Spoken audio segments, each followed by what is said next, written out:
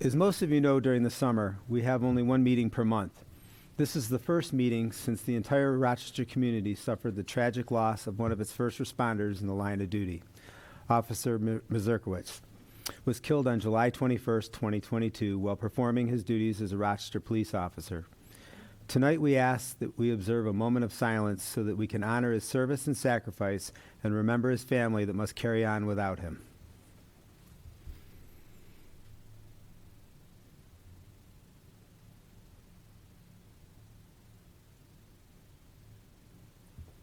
Thank you. Could I please get an approval of the agenda? Second. Any questions or comments? All in favor?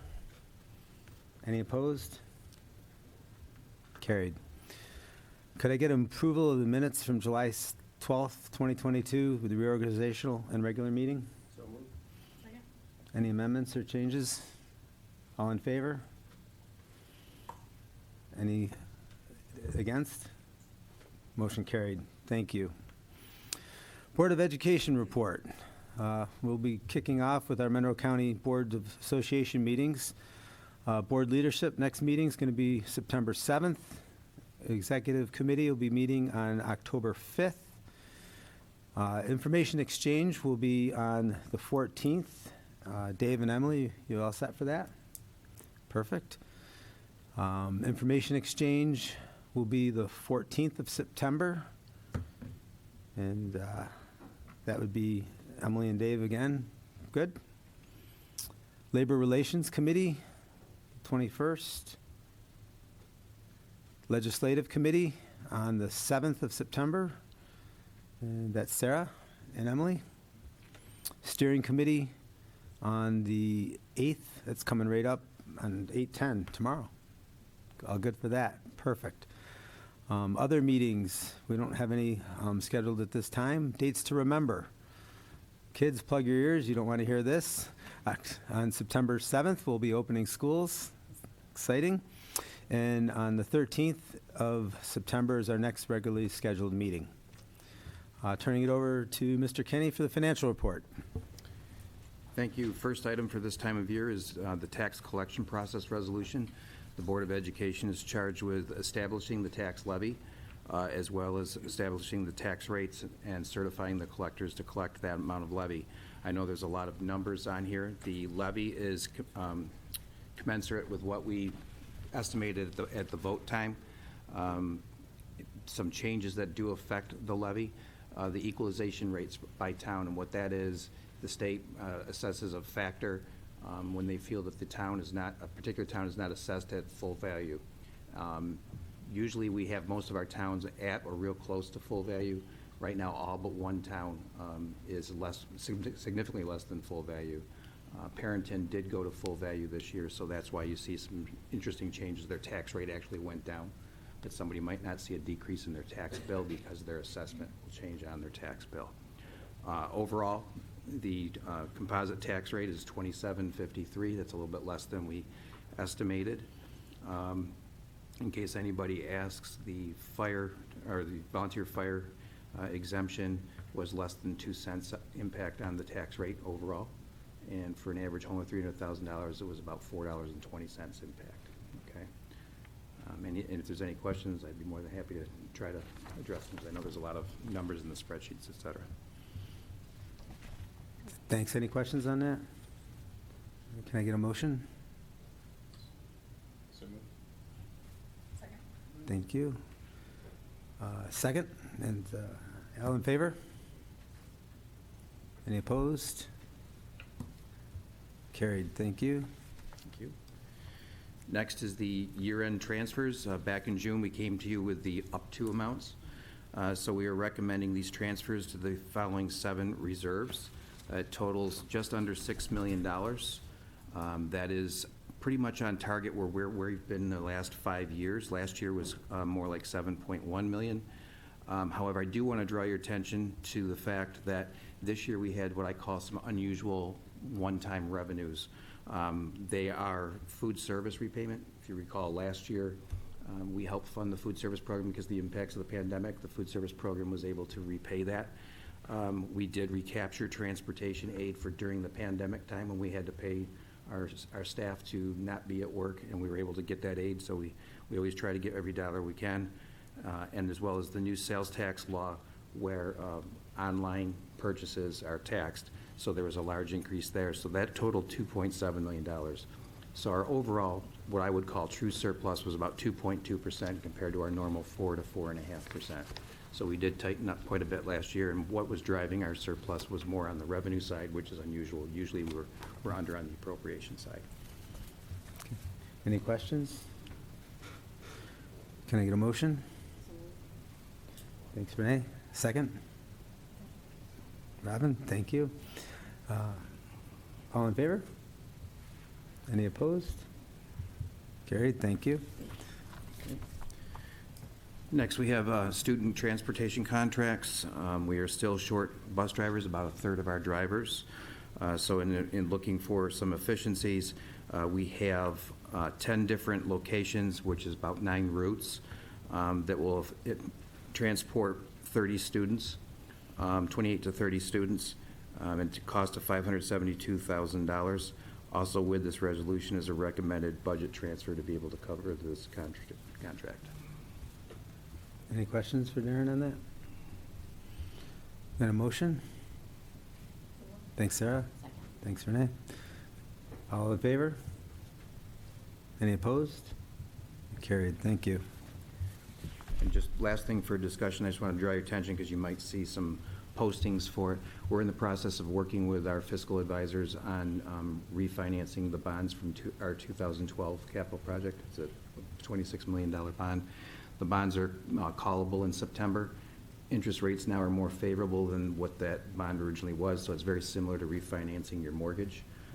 So there's 2 benefits to doing that. We are projecting that we'll save about $1.2 million in doing so, as well as it allows us to structure the payment schedule so that we can better maintain that level debt concept and create stability to our tax levy into the future.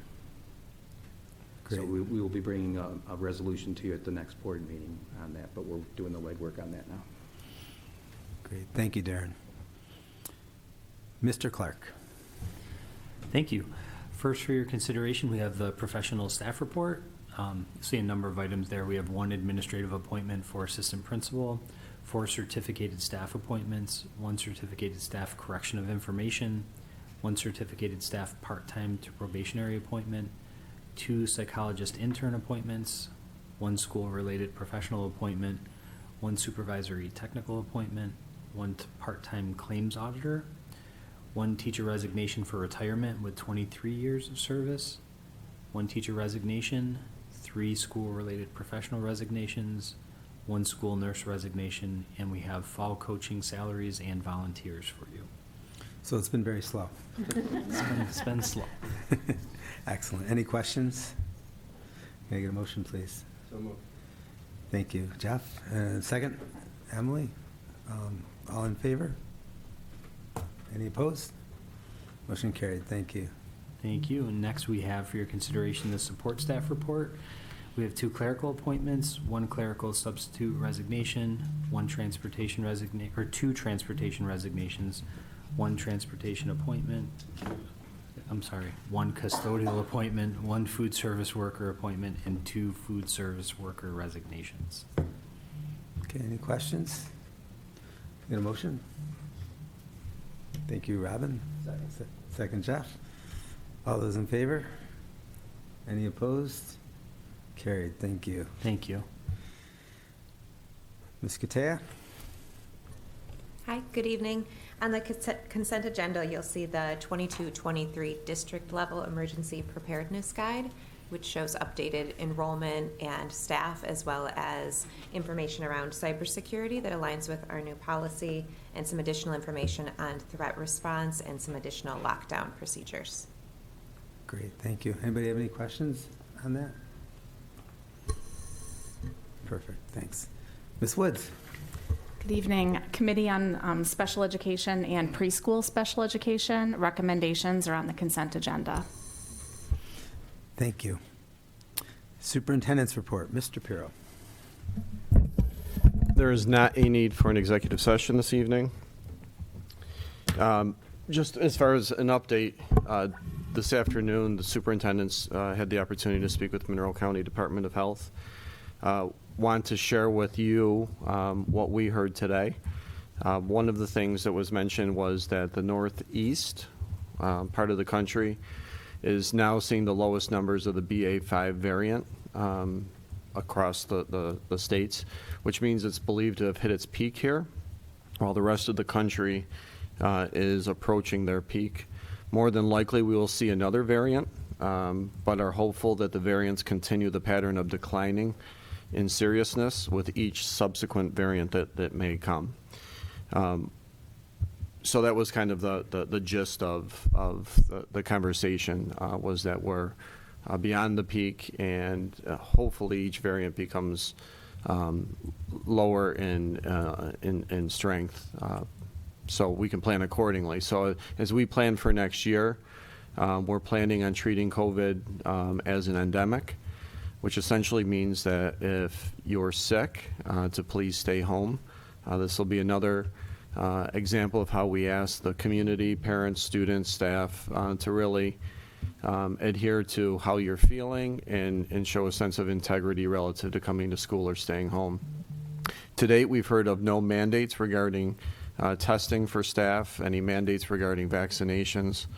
And so as we approach this school year, it feels like we're approaching the school year as a typical school year. And of course, we would leave it up to anyone's choice should they want to wear a mask. Today, I met with all of the administrators. Once during the summer, we have our PDLT, which involves every single administrator in the district. We started the meeting by just reflecting on what an unprecedented year we had last year. And we were not unique. I think every school district would say they had an unprecedented school year.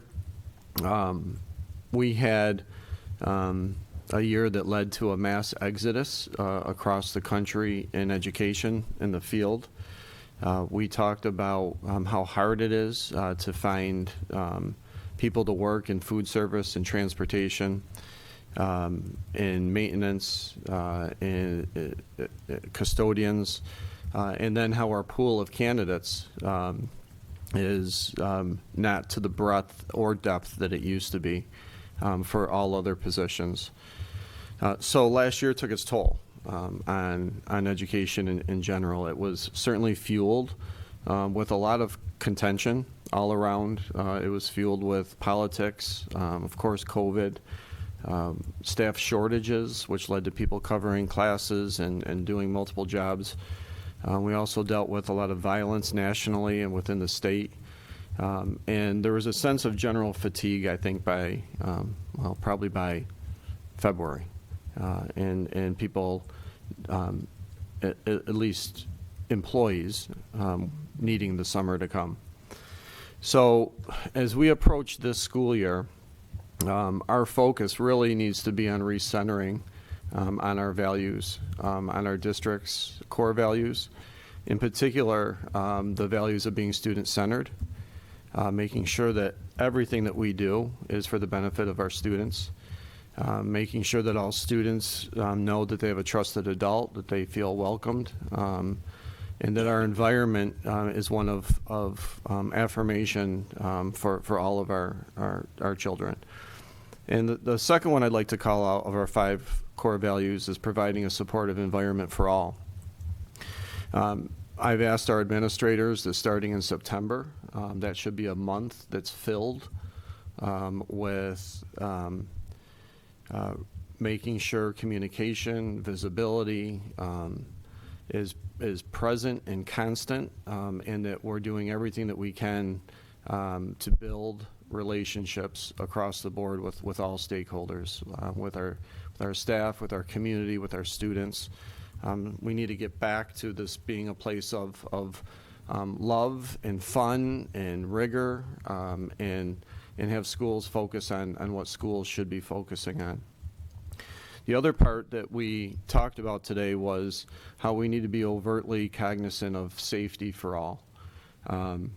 The tragedy that we saw in Texas, in part, occurred because the single access entry was not enforced in the school. And so one of the things that I'll be working with all staff on, including an opening day message, is to make sure that all of our doors remain locked during the course of the school day. Our only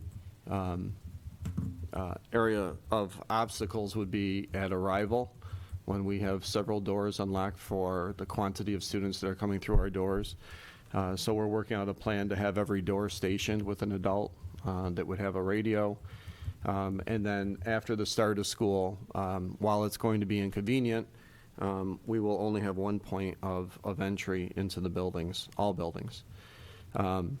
We'll also enforce that no student or employee can open any door for visitors outside of a single point of entry, which is counterintuitive. Our students and staff want to be very helpful, and they see someone that they may not know at another door and open it for them. We're going to really send a message at the start of the year around safety in that one point of entry. So when you combine the two, what we should really feel is at the start of the school year is one where people feel comfortable. There will be a concerted effort to come back to our values, a lot of focus on relationships, and focus on safety. And I feel that if everyone's feeling comfortable in their learning environment and feeling safe in the learning environment, then learning certainly can be optimized. So we've been planning for that since the end of June. I can't believe we're at this point in August already, and I think the tenor in our meeting today was very positive. Everyone's ready to have kids and families come back to school, and staff, including me, and we're ready to have a great school year. Thank you. Thank you. Any questions for Superintendent? Okay. Moving on to the consent agenda. Can I get a motion on the consent agenda, please? So moved. Thank you, Renee. Second? Thank you, Dave. Any old business? Oh, yep, let me back that up. Any, all in favor? Any opposed? Motion carried. Now we'll move on to old business. Any new business?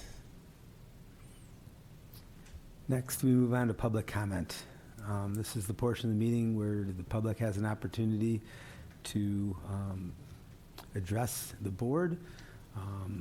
The ground rules have not changed, and you have up to 3 minutes. We ask that you state your name and your address, and please be mindful of the fact that there are little ones at home that may be watching, and please be respectful of your time. Is there any cards that have been submitted?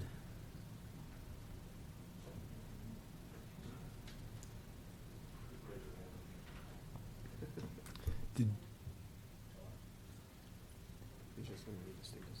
yeah.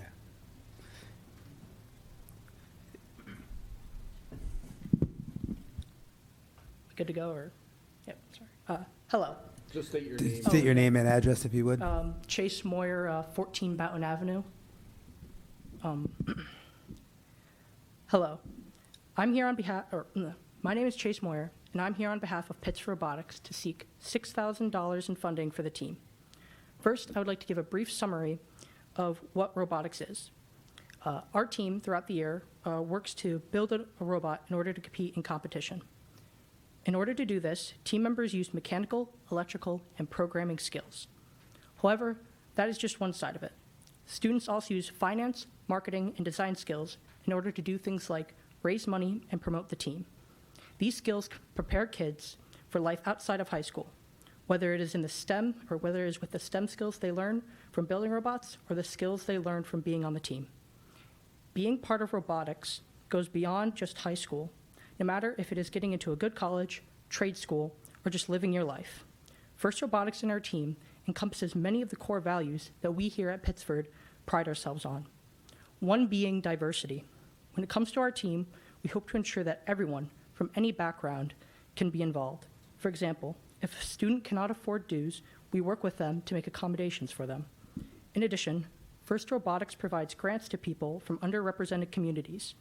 FIRST is also partnered with Project Thrive, a group that works to help people in the LGBTQ community. Being part of the community is also a big part of robotics. Our team has done this by working to promote STEM to kids in elementary school. Last year, we would routinely go to Menden Center, where we would have a fun activity for the kids to do that would promote an aspect of STEM.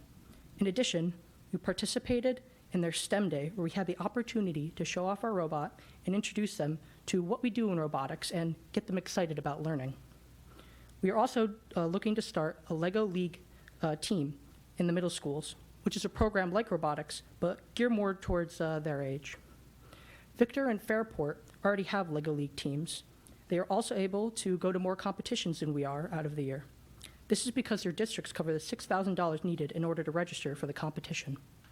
This would allow us to do the things that other teams can do, allowing us to be on the same level as them, in addition to helping with other things we need, such as tools, parts, and more room to work.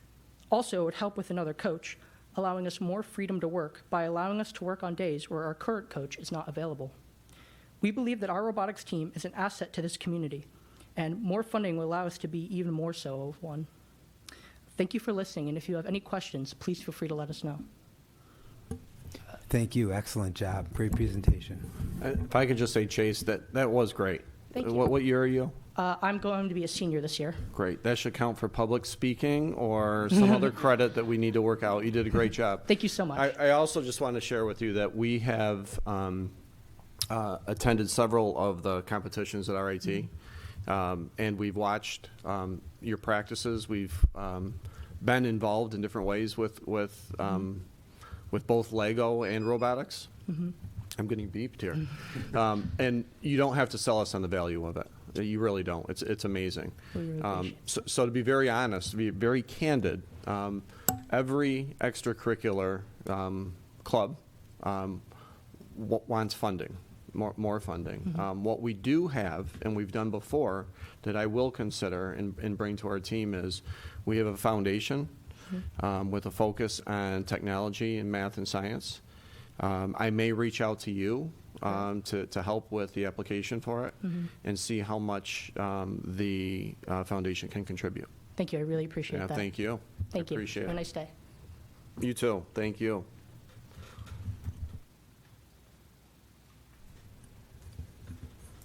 You state your name. Yep, and I'm Jennifer just- Truscott. I live on 4 Nob Hill.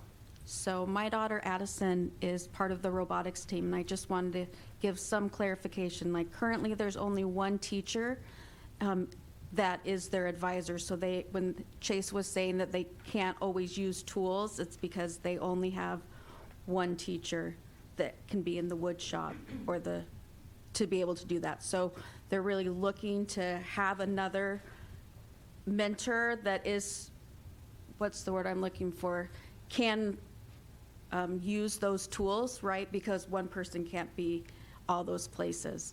The other piece that I think is important to realize is that currently my understanding is they're not getting any funding from the school for this particular club. And so that's why it's such a just misrepresentation among the other school districts, because the other school districts are paying for these entrance fees. And so the kids do marketing, and they do reach out to different businesses for funding but their robots cost more than cost a lot of money as well. And so that's why they're hoping that they can be on par with other teams.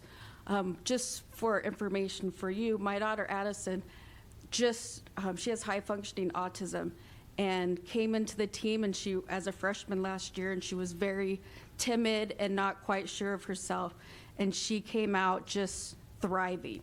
Like she became mechanical and she found her voice, and she ended up applying for a pre-college program for women in science and engineering at Smith College, and was accepted this summer, and just spent the last 4 weeks doing that. And so I think if we can show support, like I know I grew up playing athletics, and we always have, money to bus the team everywhere and go, all the equipment.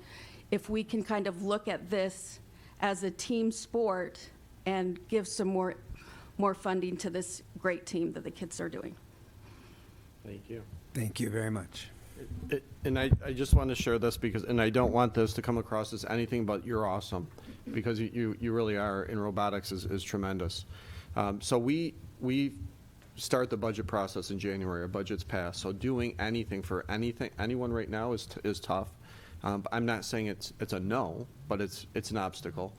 The other thing, and I do appreciate when you say something like Victor and Fairport contribute to robotics. I don't know if Victor and Fairport have over 100 different clubs and activities like we do after school.